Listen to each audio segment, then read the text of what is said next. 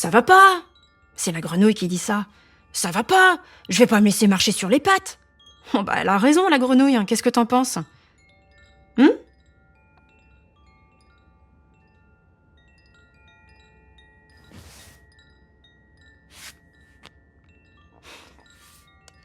C'est marrant qu'il ait choisi ça comme marque-page. C'est une carte qu'on nous a envoyée quand il est né il y a 8 ans. Félicitations aux heureux parents. C'est dommage que les gens, ils envoient pas des cartes pour dire « Tiens bon » ou « Tu vas t'en sortir ». Ça n'existe pas des cartes comme ça. Ça viendrait à l'idée à personne d'envoyer ça. Non, parce que heureux parents, c'est pas vraiment ce qui me caractérisait au début. C'était même tout le contraire. Et j'avais rien vu venir. Parce que moi, avant d'avoir un enfant, je connaissais rien à la maternité, puis je dois dire que c'était un sujet qui m'intéressait pas. Alors j'avais gobé toutes les histoires édulcorées qu'on m'avait racontées. La seule difficulté à laquelle j'étais préparée, c'était d'enfanter dans la douleur. Ça, vu le nombre d'accouchements sans péridurale auxquels j'avais assisté, c'était difficile de l'ignorer. Mais passé ce moment présenté comme parfaitement atroce, la suite ne devait être que douceur et accomplissement, comme dans les contes de fées dans lesquels vivre heureux allait de pair avec le fait d'avoir beaucoup d'enfants. Et si d'aventure on me montrait un parent au bout de sa vie, la scène était là pour son ressort comique, pas pour m'expliquer que le parent avait peur de se voir jeter le bébé par la fenêtre. Mais genre vraiment, se voir jeter le bébé par la fenêtre. Parce que moi, je les ai eues ces pensées au début. Je peux vous dire que c'était loin d'être comique. C'était hyper flippant. Et j'aurais aimé savoir que j'étais pas la seule et surtout que ça voulait pas dire que j'allais vraiment le faire et que j'étais un danger pour mon propre enfant. Mais ça, on m'en a pas parlé pendant ma grossesse. Au contraire, la phrase qu'on m'a le plus répétée, c'est « Profite, ça passe trop vite !» Alors moi, à force d'entendre ça, j'avais imaginé que c'était pour profiter que la société qui a tout intérêt à ce que tu aimes ça, faire des enfants, t'octroyait un congé maternité. Pour que, passer les premiers temps de remise en forme, tu sois avec ton bébé et pas au taf, pour pas louper tous ces moments de bonheur tellement fugaces. J'avais pas imaginé qu'en fait de faux congés, je le vivrais plutôt comme un vrai arrêt maladie, doubler du taf le plus dur de toute ma vie parce que je devrais m'occuper de quelqu'un d'autre en permanence, tout en étant dans la pire forme physique et mentale de toute mon existence.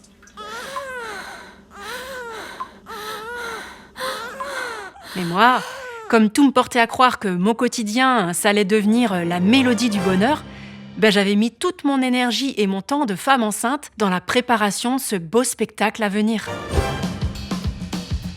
Un joli décor, des accessoires trop mignons et des petits costumes encore plus mignons. Oh, c'est vrai que c'est mignon. Ouais, la chute a été d'autant plus violente que je m'y attendais pas. La pièce de théâtre dans laquelle je me suis retrouvée embarquée pour de bon était tellement nulle qu'elle n'attirait aucun public et me laissait désespérément seule la plupart du temps. Et pourtant, je devais la jouer 7 à 8 fois par jour, 24 heures sur 24.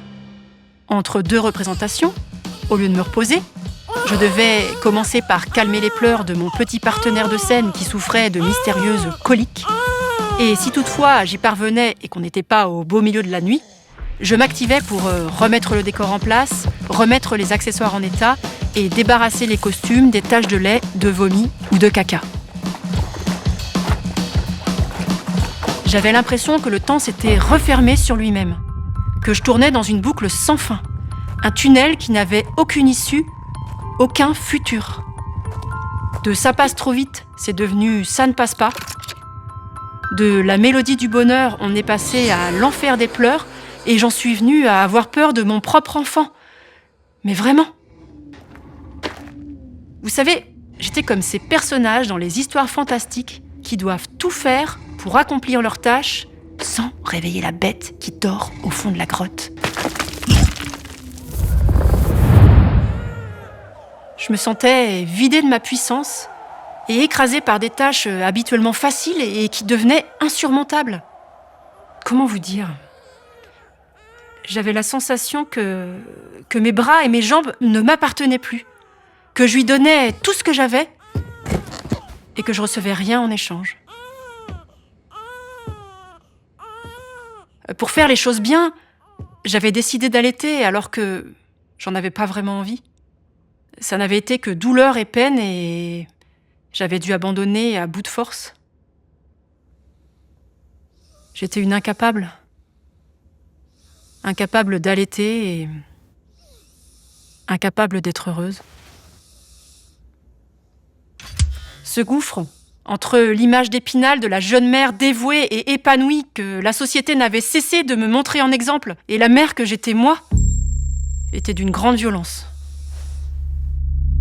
Dans les moments d'abattement, je culpabilisais. Moi, contrairement à d'autres qui n'arrivaient pas à avoir d'enfants, j'avais un bébé en pleine santé. Puis je me disais, si une meuf privilégiée comme moi ne s'en sort pas, mais elles font comment toutes les autres ? Je veux dire, celles qui n'ont pas mon confort matériel, celles dont le bébé est malade, celles qui ont eu une grossesse ou un accouchement traumatique, celles qui ont des jumeaux, celles qui ont déjà des enfants, celles qui sont seules ou celles dont le mec n'est pas assez investi et qui représentent quand même un paquet de monde, surtout si on prend en compte toute l'histoire de l'humanité.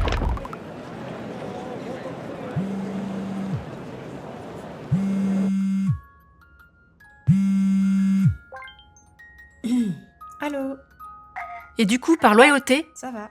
j'empêchais ma mère de sauter dans un TGV pour me venir en aide, alors qu'elle attendait que ça, hein. Non, c'est bon, c'est pas la peine. Et je me dirigeais doucement mais sûrement vers le gouffre parce que je voyais pas que mes ressources physiques et mentales étaient épuisées.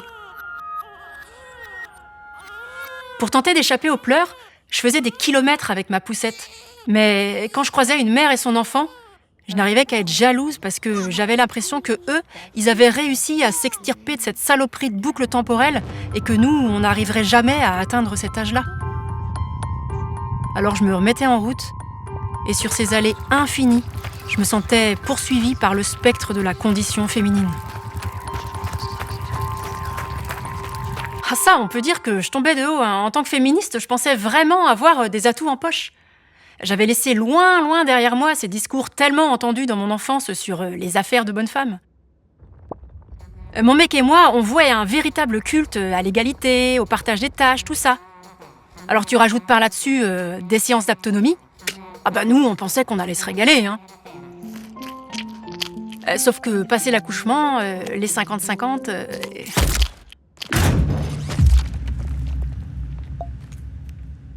bah oui, parce que pour qu'un véritable équilibre se mette en place, il aurait fallu que le papa soit avec nous 24 heures sur 24, et ce, dès la maternité. Malheureusement, c'était pas le cas. Et puis, une fois à la maison, au bout d'une poignée de jours, je me suis retrouvée seule en journée avec le petit.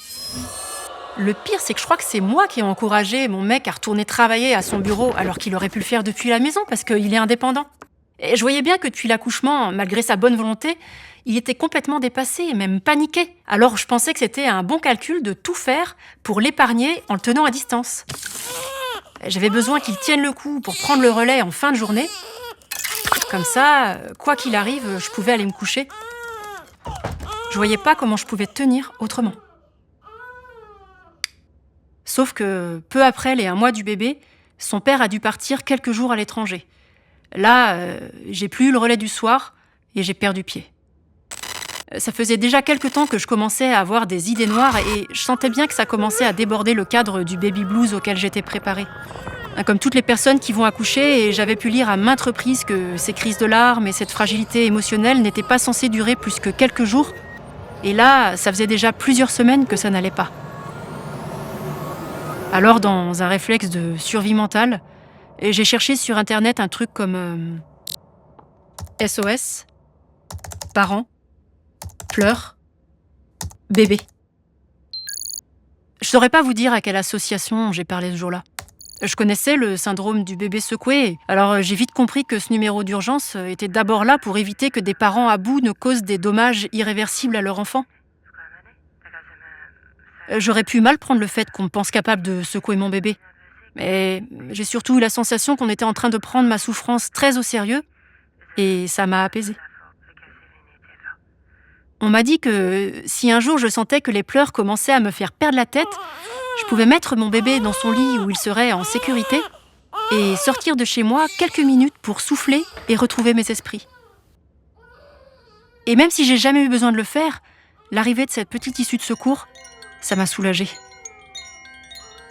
La dame du téléphone a suggéré que je parle à mon bébé, que je lui raconte ce que j'étais en train de vivre. Alors c'est ce que j'ai fait.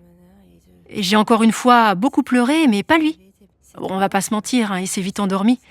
Mais je crois que ça a allumé une petite lumière quelque part dans le tunnel. Le lendemain, j'ai justement rendez-vous avec ma sage-femme. Alors, je finis par lui raconter le coup de fil, et c'est elle qui va sonner définitivement l'alerte en me proposant 2 premières bouées de sauvetage. D'abord, elle insiste pour que je sois prise en charge par une psychologue formée à la périnatalité. Et ensuite, après s'être assurée que j'étais en bonne relation avec ma mère, elle me fait promettre de l'appeler enfin pour qu'elle vienne s'occuper de nous quelques jours. Sur le fauteuil de la psychologue, je vais verbaliser mes angoisses et raconter que je fais tout ce que je peux pour que mon mec soit épargné parce que j'ai un besoin vital qu'il garde le moral. Vous vous souvenez du joli diagramme 50-50 ? Eh bien, la psy m'a permis de voir l'état de la situation sous un autre éclairage. Je m'occupais seule de mon bébé la plupart du temps et on peut dire que je le portais à bout de bras. Avant ça, j'avais été enceinte pendant 9 mois et j'avais accouché. Alors même si j'avais la sensation que ça s'était pas si mal passé, ça n'était pas rien. J'avais de bonnes raisons d'être éprouvée. Et du coup, c'était un peu comme si j'avançais sur les genoux. Il était donc impensable que je continue de vouloir en plus porter mon compagnon sur les épaules. J'en avais tout simplement pas les capacités. Maintenant, il fallait qu'on mette mes besoins en priorité. Notre bébé, lui, il avait surtout besoin que sa maman aille bien. Je sais que j'ai eu de la chance. Parce que si j'avais pas eu cette prise en charge précoce, la situation aurait pu évoluer vers des difficultés plus intenses pour moi et peut-être pour mon bébé.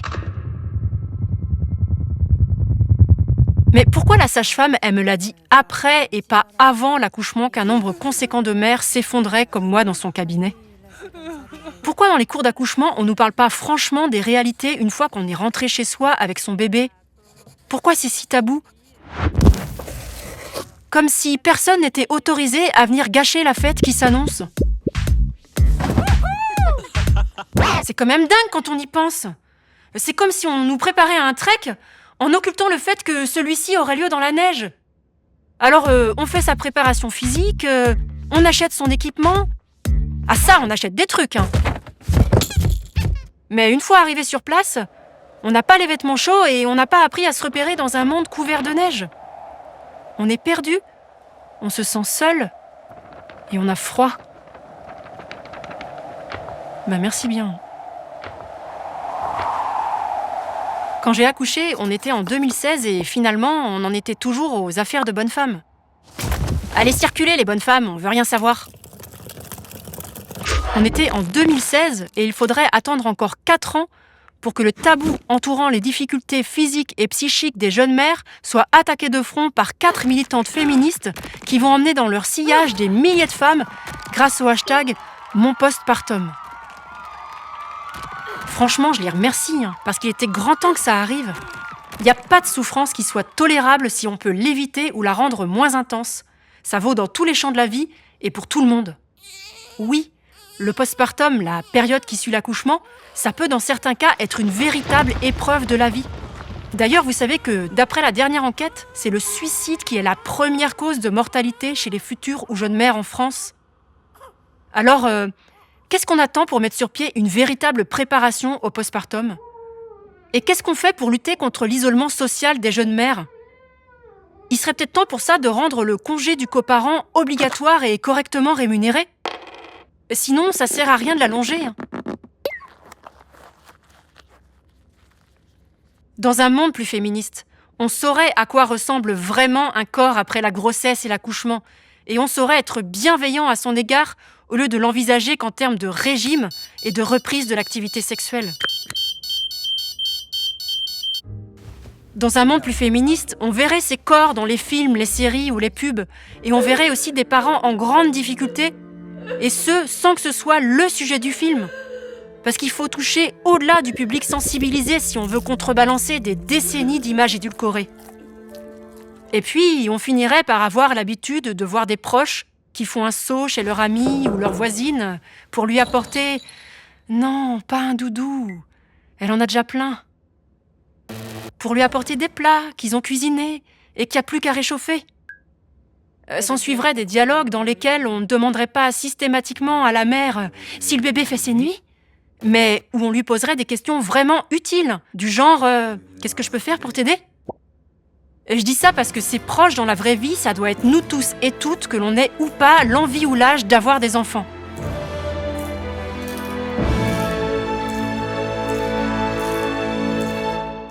Quand ma mère a posé ses valises chez nous pour quelques jours, elle avait les poches pleines de patience, pleines d'assurance, alors que les miennes étaient vides depuis longtemps. J'ai pu commencer à prendre du temps pour moi en sachant mon enfant entre des mains expertes. Et le plus fou, c'est que ma mère, qui en a eu 3 des enfants, adore cette période tout petit nourrisson. Son exemple à elle m'a rappelé que tout existe. Il y a de nombreuses mères qui vivent sincèrement un très bon moment. La réalité, c'est que la façon dont on va vivre son postpartum va dépendre de bien trop de facteurs pour qu'il soit possible de déterminer à l'avance la météo avec certitude. Alors envisager qu'il puisse y avoir des nuages, des orages, carrément un ouragan, ça n'empêche pas la possibilité d'avoir un grand soleil au-dessus de la tête. Mais par contre, ça nous engage, collectivement, à ne laisser personne se perdre dans cette aventure-là.